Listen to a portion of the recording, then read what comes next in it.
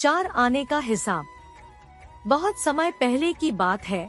चंदनपुर का राजा बड़ा प्रतापी था। दूर दूर तक उसकी समृद्धि की चर्चाएं होती थी।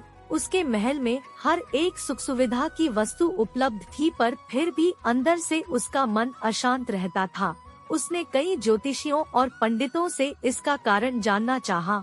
बहुत से विद्वानों से मिला। किसी ने कोई अंगूठी पहनाई तो किसी ने यज्ञ कराए, पर फिर भी राजा का दुख दूर नहीं हुआ। उसे शांति नहीं मिली।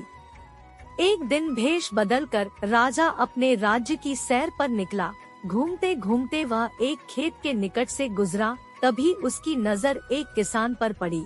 किसान ने फटे पुराने वस्त्र धारण कर रखे थे और वह पेड़ की छांव में बैठकर भोजन कर रहा था। किसान के वस्त्र देख राजा के मन में आया कि वह किसान को कुछ स्वर्ण मुद्राएं दे दे ताकि उसके जीवन में कुछ खुशियां आ पाए। राजा किसान के सम्मुख जाकर बोला, मैं एक राहगीर हूँ। मुझे तुम्हारे खेत पर ये 4 स्वर्ण मुद्राएं गिरी मिली। चूँकि यह खेत तुम्हारा है, इसलिए ये मुद्राएं तुम ही रख लो। किसान, ना सेठ जी, ये मुद्राएं मेरी नहीं है। इसे आप ही रखें या किसी और को दान कर दें। मुझे इनकी कोई आवश्यकता नहीं। किसान की यह प्रतिक्रिया राजा को बड़ी अजीब लगी। वह बोला, धन की आवश्यकता किसे नहीं होती, भला आप लक्ष्मी को ना कैसे कर सकते हैं? सेठ जी, मैं रोज 4 आने कमा लेता हूँ और उतने में ही प्रसन्न रहता हूँ।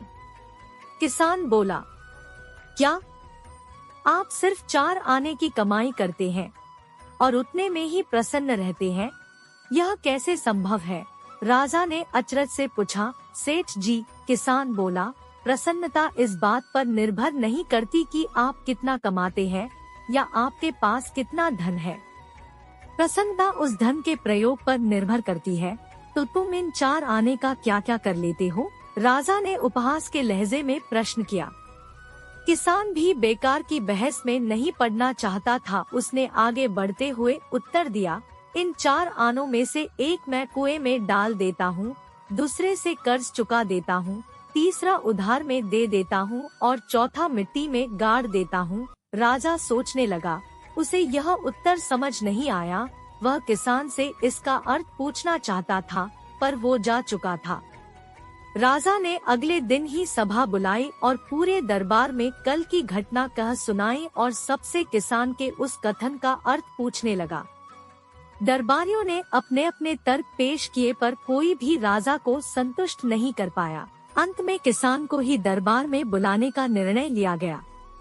बहुत खोजबीन के बाद किसान मिला और उसे कल की सभा में प्रस्तुत होने का निर्देश दिया गया। राजा ने किसान को उस दिन अपने भेष बदलकर भ्रमण करने के बारे में बताया और सम्मान पूर्वक दरबार में बैठाया। मैं तुम्हारे उत्तर से प्रभावित हूँ और तुम्हारे 4 आने का हिसाब जानना चाहता हूँ। बताओ, तुम अपने कमाए 4 आने किस तरह खर्च करते हो जो तुम इतना प्रसन्न और संतुष्ट रह पाते हो? राजा ने प्रश्न किया।